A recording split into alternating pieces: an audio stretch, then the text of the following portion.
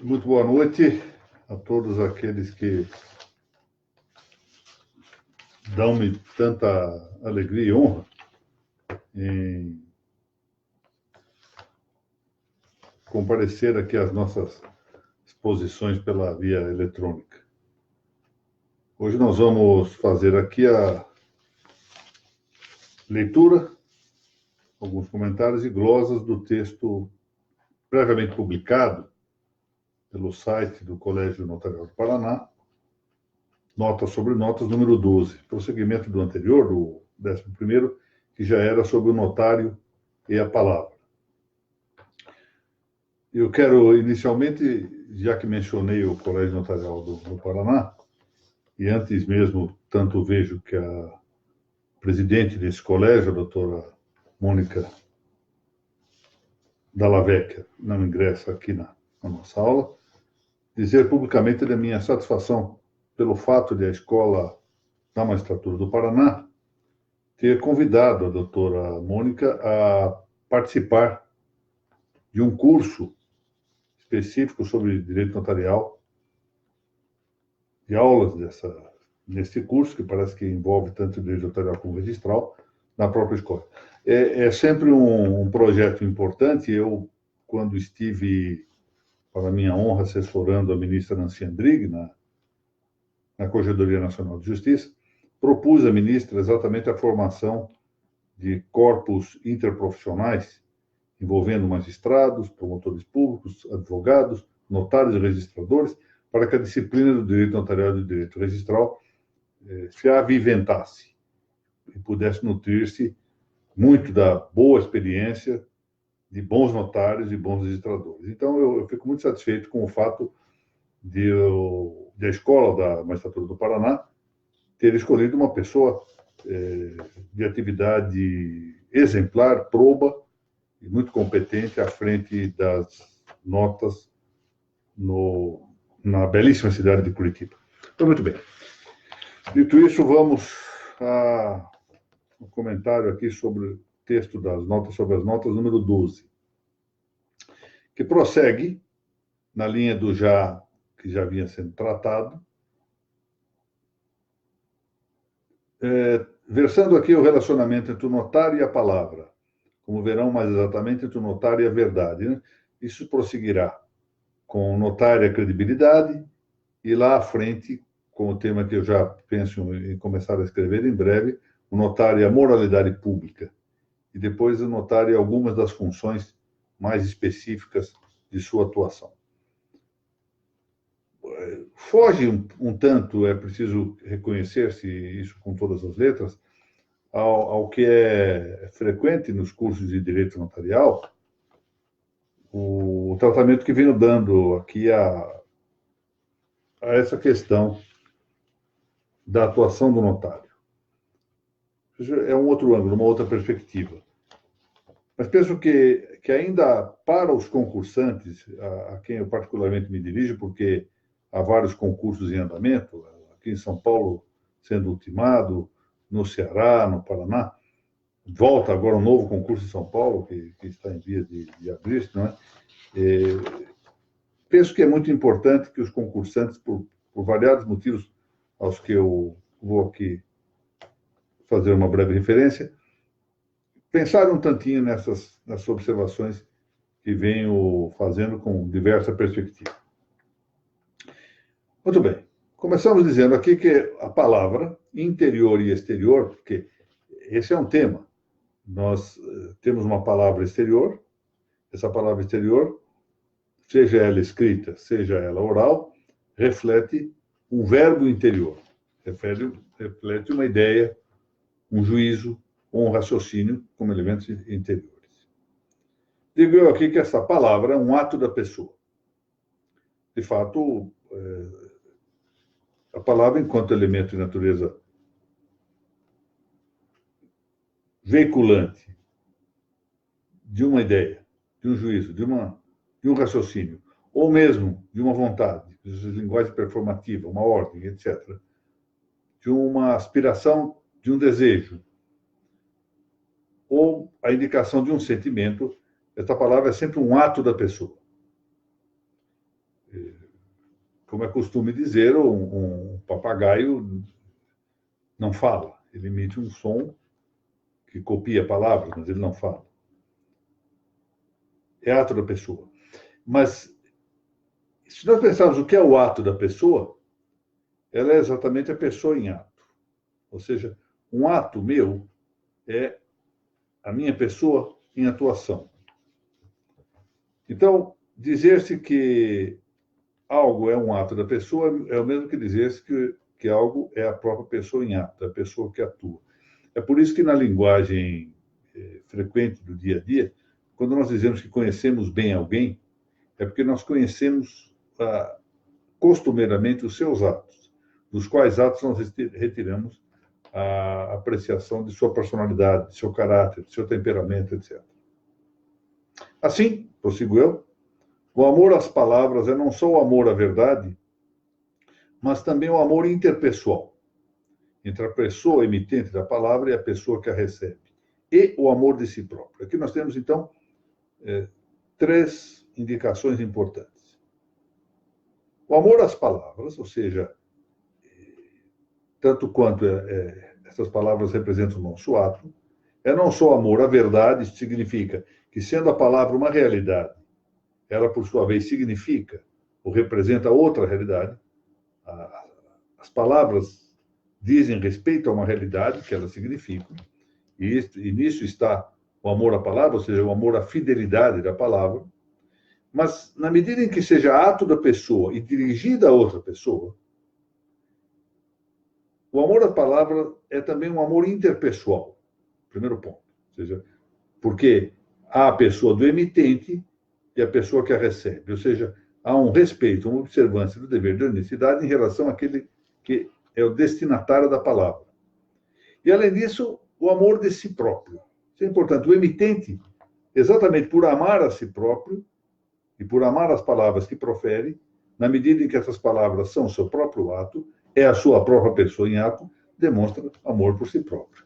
Isso quer dizer, é muito interessante pensar que aquele que mente não só mostra um certo desamor à palavra, desamor à verdade, mas mostra um desamor pela pessoa que recebe essa notícia da mentira e, mais além, mostra um desamor de si próprio, ou seja, não respeita a sua própria pessoa.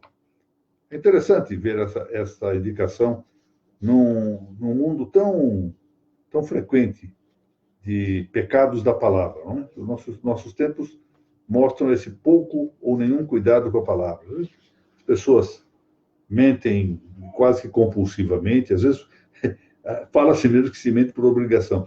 Em certas pessoas, a verdade é dita de maneira suspeitosa. Nós temos, aliás, um livro em espanhol chamado La Verdad Sospechosa. Exatamente, fala a verdade, mas fala de maneira tão suspeita, mente tão habitualmente, que nós ficamos com suspeita de que até a verdade seja mentirosa. Por outro aspecto, vejam que coisa... eu tenho visto, assim, nenhum cuidado com a palavra. Conversas privadas são reveladas como se fossem conversas públicas, as pessoas... Aí que se usa de WhatsApp e companhia, tira-se coisa que alguém fala em uma conversa privada, com direito, portanto, a respeito ao dever de privacidade, a palavra também tem essa limitação, transmite-se abertamente para outras pessoas, quase sempre descontextualizadas essas expressões. Pois bem, Santo Agostinho conhecia muito bem o tema do amor e desamor das palavras. A propósito disto, digo eu aqui, tem-se que Giacomo de Varazzi, em um livro que realmente é magnífico, eu recomendo muitíssimo, chama-se Legenda Áurea, ou mesmo pode ser isso em português, Legenda Áurea. Há uma edição brasileira de 2003, que ainda se encontra, muito bonita, da Companhia das Letras.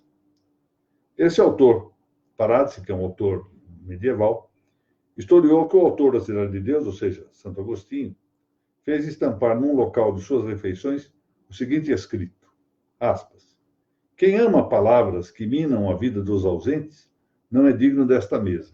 Ora, quem ama as palavras ou palavras que minam a vida dos ausentes não é digno desta mesa. Ele queria dizer, não venham falar mal dos outros aqui.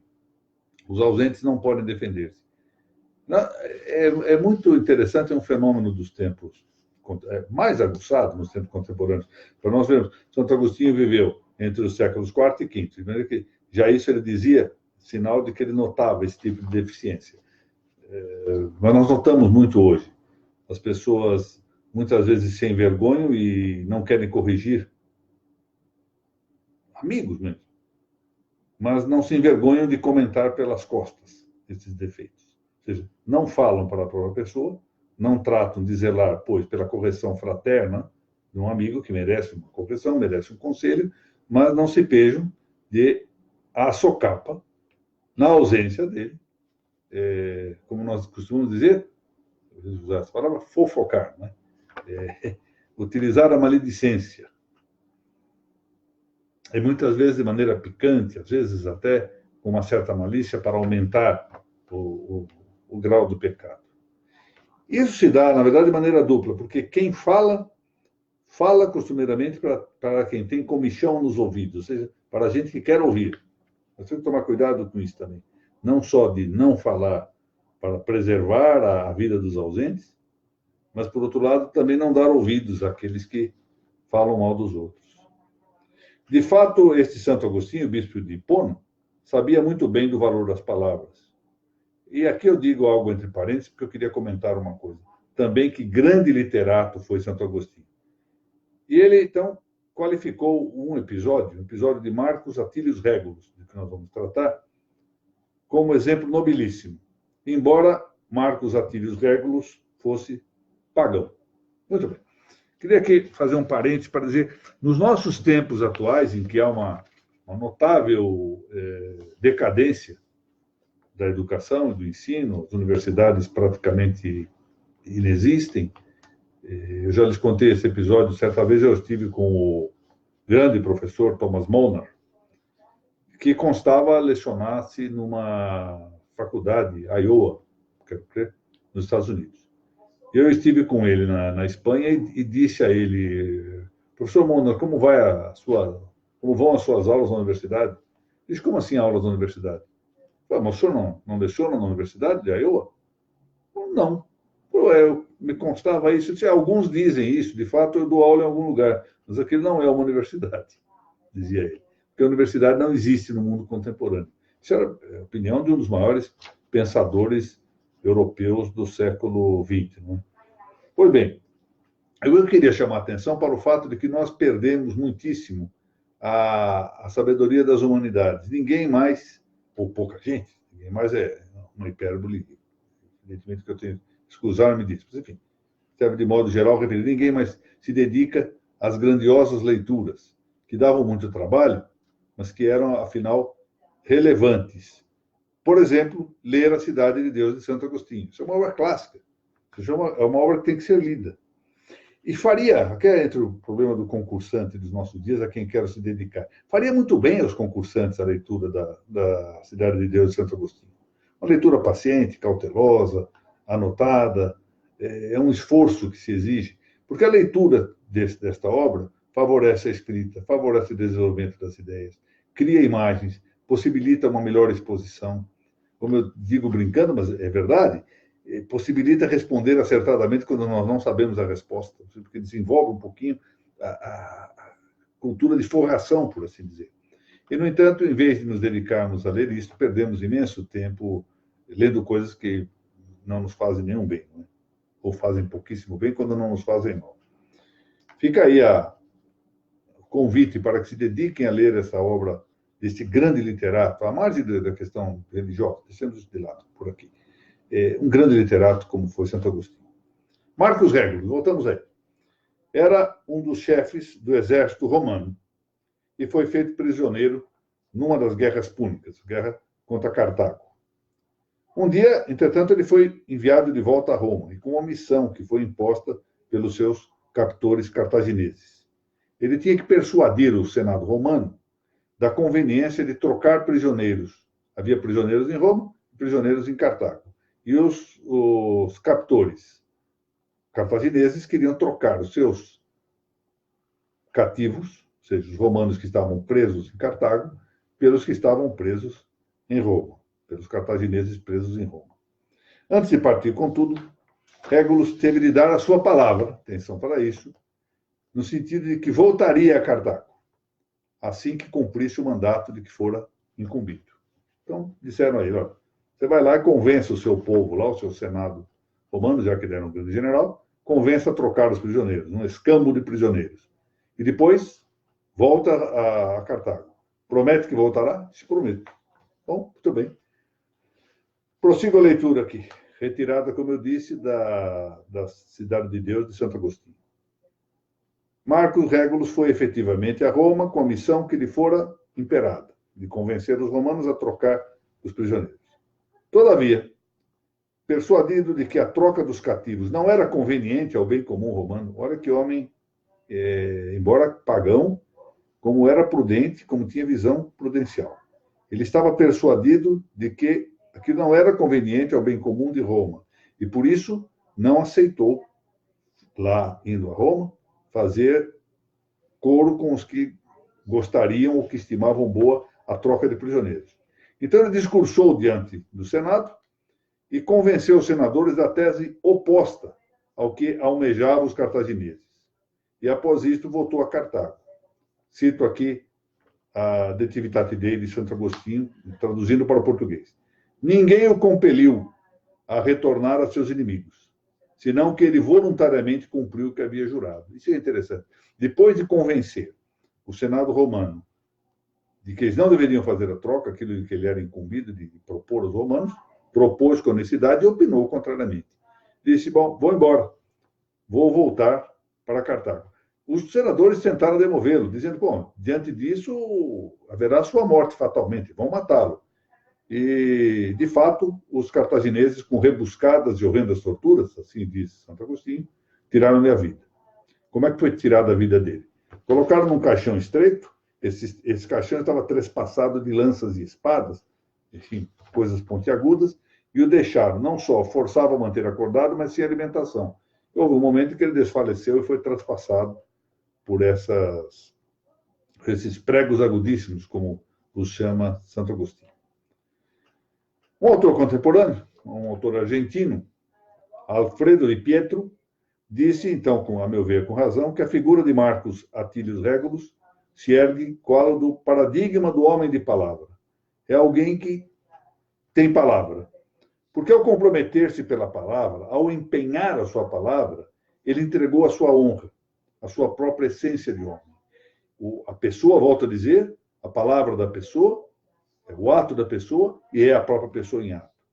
Uma vez proferida a fórmula juramentada, esta se retroverteu dinamicamente sobre ele próprio, obrigando-o a cumprir o prometido. Fazer o contrário, prossigo eu no